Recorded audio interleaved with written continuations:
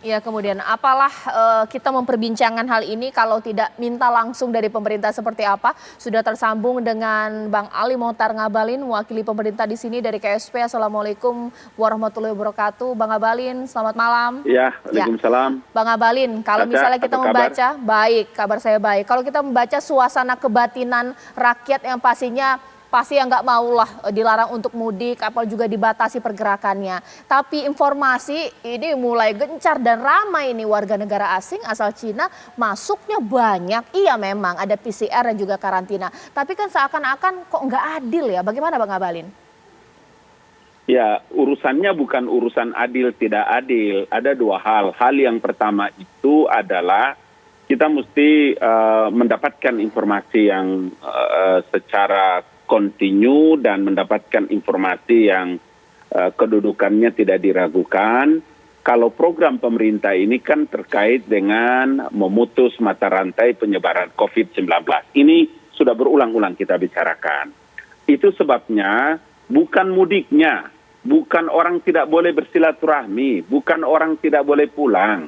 Ini sudah terjadi bersekian puluh tahun, satu kultur yang tidak bisa kita hindari. Tetapi karena kita berada dalam masa-masa yang memang situasinya tidak membolehkan orang balik, tingkat kekhawatirannya, kemudian pengalaman dari tahun 2020 kemarin itu kan 93% dari temuan kasus-kasus baru. Dari situlah sehingga kenapa Bapak Presiden dan pemerintah, dan khususnya Satuan Penanganan COVID-19 itu mengambil kesimpulan dan keputusan untuk Lebaran ini kita juga tidak kembali, tidak pulang. Masa pengetatannya, kemudian H- sekian, ntar lagi selesai Lebaran plus sekian. Apa artinya? Itu artinya adalah tanggung jawab negara dan pemerintah dalam rangka memberikan satu suasana yang penting dan harus terjadi di tengah-tengah masyarakat agar tidak boleh terkapar lagi, tidak boleh terpapar. Dan posisi inilah, kalau tadi Caca menyebutkan terkait ada rasa ketidakadilan, semua yang terkait dengan regulasi, terkait dengan warga negara asing yang datang ke tanah air, ini jelas regulasinya, ya. Karena semua regulasi itu juga diatur dan dibuat, tidak ada pengecualian kepada siapapun. Makanya kita berulang-ulang juga menyampaikan supaya ini bisa dipahami dengan baik terkait dengan apa yang ditetapkan oleh pemerintah dan Satuan Tugas Penanganan COVID-19. Saya berkomunikasi terus, karena itu saya mendapatkan input yang yang terupdate untuk bisa menyampaikan kepada TV One. Baik, Bang Ngabalin, kalau gitu saya jadi perpanjangan tangan masyarakat di malam hari ini. Karena banyak yang penasaran Bang Ngabalin, ratusan WNA Cina datang ke Indonesia itu mau ngerjain proyek apa sih? Sementara warga negara kita yang bekerja ini untuk bekerja dengan enak tanpa dilarang hanya sektor-sektor yang dikecualikan pastinya. Ini mereka ratusan ini datang ke Indonesia mau ngerjain proyek apa ya Bang Ngabalin? Jangan lupa. Proyek strategis nasional itu, ya, saya mau kasih contoh nih sama Caca. Untuk orang memasang, kalau saya kasih contoh saja deh, seperti yang di Freeport, atau yang LNG yang ada di Bintuni, di Fakfak, di Papua sana itu, ya, di situ kan di regulasi itu kan dijelaskan tentang expert. Mereka yang memiliki kemampuan, kemudian dengan risiko yang tinggi terhadap alat-alat proyek-proyek vital, strategis nasional, yang sudah pemerintah membangun kerjasama untuk orang-orang tertentu ini yang bisa bekerja.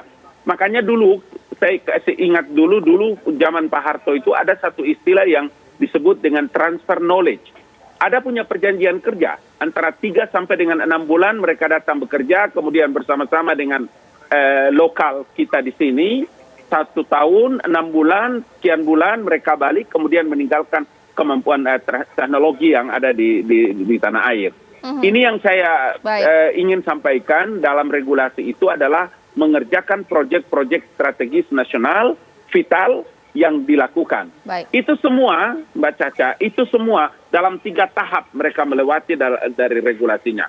Mulai dari pemeriksaan mereka punya COVID, karantina, kemudian surat edaran nomor 8 Satuan Penanganan COVID, kemudian peraturan Kementerian Hukum dan HAM tentang warga negara, visa, kitab, kemudian sampai juga kepada kantor pelabuhan terkait dengan karantina di pelabuhan, di bandar udara dan lain-lain. Artinya apa? Artinya bahwa tidak gampang. Kemarin ada yang tidak memenuhi persyaratan itu, ya, khususnya terkait dengan imigrasi. Pemerintah pulangkan mereka.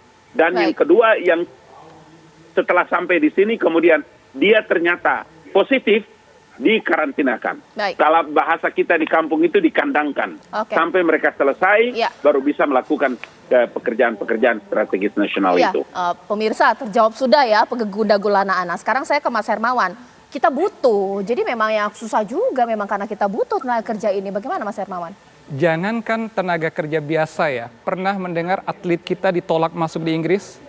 Artinya pada level strategis untuk sebuah pertandingan berskala internasional, para atlet yang begitu ketat olahraga, higienitas sampai kepada intake nutrisi sekalipun punya argumen terkait dengan pencegahan terhadap pandemi, akhirnya kebijakan negara lain mempengaruhi kita. Nah di Indonesia jangan lupa bahwa negara kita ini kan sejak awal sekali belum memiliki kebijakan yang kuat. Hampir semua varian baru ada di negara kita. Seharusnya pemerintah itu konsisten tanpa ada alasan apapun. Karena bicara penyebaran COVID-19 ini bukan persoalan testing semata, bukan persoalan tracing saja, tetapi pencegahan itu mulai dari perilaku. Dan yang paling pokok untuk memutus mata rantai COVID, menarik Bang Ali menyampaikan ada 2 poin yang saya catat. Memutus mata rantai COVID tujuan kita bersama. Yang kedua adalah tanpa pandang bulu. Memutus mata rantai COVID itu paling efektif membatasi mobilitas.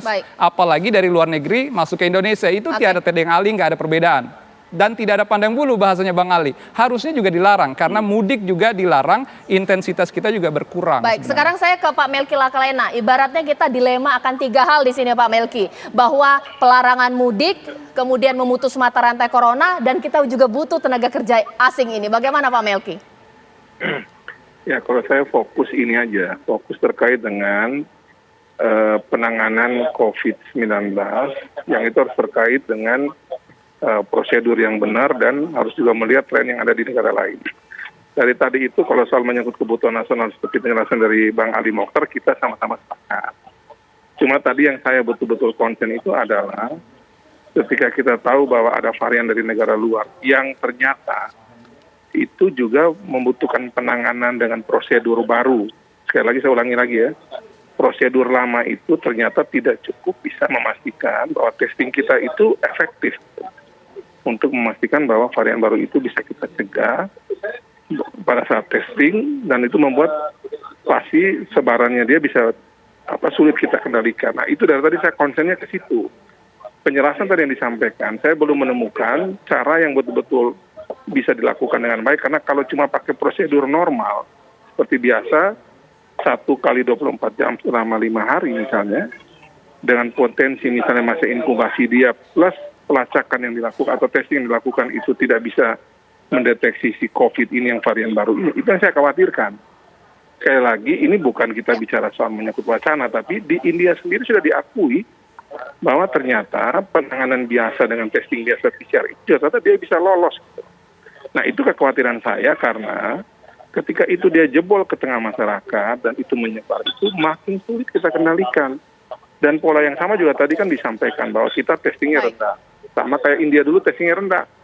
Nah sekarang kita akan pergi lagi testing, pasti akan nanti kita bisa melihat angkanya pasti nanti akan tinggi. Nah itu yang konsen saya di situ. Jadi kalau berbagai catatan Bang Ali Mokhtar tadi saya setuju, memang kita punya kebutuhan di level itu, tapi penanganan dengan varian baru ini nggak bisa pakai penanganan normal ini, masih pakai penanganan khusus. Karena kita jebol lagi. Dari kata Prof. Hermawan tadi itu mesti harus jadi perhatian kita. Baik. Varian baru ini butuh penanganan baru, tidak bisa pakai penanganan lama. Mesti pakai pola dan protap baru, SOP baru, pola testing baru yang juga tidak bisa pakai pola testing biasa. Baik, ya. Terakhir saya ke Prof. Mahardika. Pastinya saya tetap mengimbau agar masyarakat untuk tidak melakukan perjalanan di mudik kali ini, tetap tidak mudik. Meskipun ada berita mengenai informasi WNA masuk Indonesia, bagaimana Prof? Tetap mengedukasi masyarakat supaya ya lindungi diri sendiri dulu, jangan kemudian melihat yang lain-lain. Prof. Mahardika. Ya siap. Pertama kalau sekali lagi ada tujuan nasional dan datangan dari luar negeri jauh lebih manageable, jauh lebih mudah diatur daripada di mudik di Indonesia yang melibatkan puluhan juta orang dengan hanya tes rapid test sama sekali tidak bisa digunakan. Jadi sekali lagi kemudian sekali jadi berita-berita tentang masuknya tenaga kerja asing, mohon diingat juga tenaga kerja Indonesia sudah dipanggil ke luar negeri juga dengan hanya syarat sudah divaksin dan sudah PCR negatif. Jadi jangan orang tenaga kerja asing yang memang diperlukan Indonesia itu tidak tahan, tapi kemudian tenaga kerja kita yang sudah mulai bekerja ke luar negeri juga kita biarkan karena menghasilkan dolar. Jadi sekali lagi untuk international travel itu bagi saya itu lebih manageable. Sedangkan untuk mudik dalam negeri itu agak sulit memanagenya, lebih-lebih kalau hanya dengan rapid test itu sangat tidak sensitif sehingga masyarakat tidak ada pilihan lain. Yang pertama harus dilakukan untuk mengatasi COVID adalah harus dibalik selama Caca. Yang pertama harus hindari kerumunan, menjaga jarak. Baru kemudian memakai masker, baru kemudian mencuci tangan. Jadi pesan pertama adalah hindari kerumunan. Karena itu mohon dimaklumi, mungkin Bang Toye perlu 3 kali lebaran, cukup 2 kali lebaran. Setelah ini mudah-mudahan badai segera berlalu. Begitu, Mbak. Terima kasih Prof. Mardika. Terima kasih Prof. Mardika, terima kasih Bang Abalin, terima kasih Mas Hermawan, Pak Melki Lakalina. Lagi-lagi kita mengimbau kepada masyarakat untuk tidak mudik, jangan kemana-mana karena corona masih berbahaya. Sesaat lagi pemirsa saya akan hadirkan informasi mengenai penyerangan tentara Israel ke Masjid Al-Aqsa. Seperti apa? Usai jeda berikut.